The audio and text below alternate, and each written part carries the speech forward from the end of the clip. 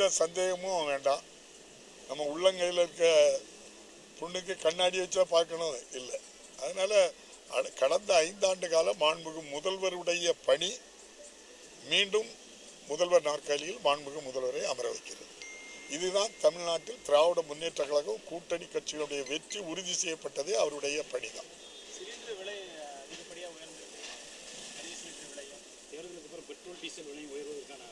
இப்பமா தெரிஞ்சுக்கிட்டீங்களா, பாரதிய ஜனதா கட்சி பேச்சுக்கும் செயலுக்கும் எந்த சம்பந்தமும் கிடையாது.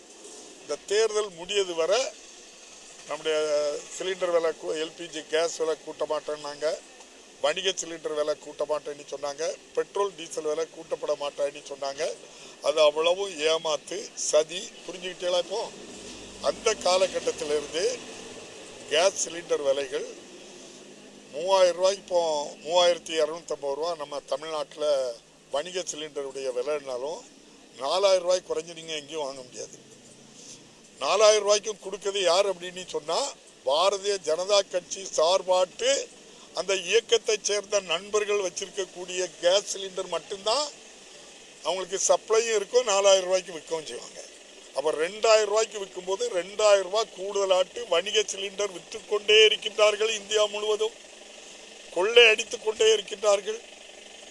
இதுக்கு முழு காரணம் பாரதிய ஜனதா கட்சி எந்த நிலையிலும் மக்களிடம் சுரண்டுவதை தவிர்க்கவே மாட்டார்கள். மக்களிடம் சுரண்டி 50 நண்பர்களுக்கு 16 லட்சம் கோடி கடன் தள்ளுபடி பண்ணது போல விலையேற்றத்திலும் முழு காரணம் அவங்க தான். இதை விட கொடுமை, இந்தியாவினுடைய வெளியுறவு கொள்கை, பாரத பிரதமருடைய செயல்பாடு படுதோல்வியை காட்டுகிறது. படுதோல்வி பாரத பிரதமரும் வெளியுறவு கொள்கையும். இதுவரை இந்தியாவில் ஆட்சிக்கு வந்த எந்த கட்சியும் எந்த பிரதமரும் உலக அளவில் நமக்கு உள்ள மரியாதை, மிகப்பெரிய ஒரு டெமோக்ரசி கண்ட்ரி, அரபு நாடுகளோடு இணக்கமாக இருப்போம், அரபு நாடுகளோடு தொடர்ந்து இணக்கமாக இருப்போம். நம்முடைய ட்ரம்ப் மிரட்டினார் அப்படிங்கறதுக்காக அரபு நாடுகள்ல இருந்து எண்ணெய் வாங்குறத விட்டுட்டு வெளியே வர மாட்டோம். அரபு நாடுகளை போலயே ரஷ்யாவில இருந்து குறைந்த விலைக்கு வாங்கிட்டு இருந்தோம். ட்ரம்ப் மிரட்டின உடனே என்ன செய்யிட்டோம், வெளியே வந்துட்டோம். இந்த 2 சம்பவம் தான். ரஷ்யா விட்டு எண்ணெய் வாங்கிறதுக்கு வெளியே வந்தது ஒன்று, அரபு நாடுகளில் நம்ம இந்திய மணிக்கு கொடுத்து வாங்கிட்டு இருந்ததை இழந்தது ஒன்று.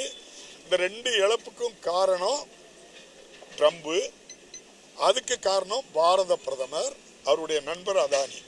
அவங்க 2 பேருக்கு இருக்க வழக்கு, அதை வச்சு ட்ரம்ப் மிரட்டுறாரு.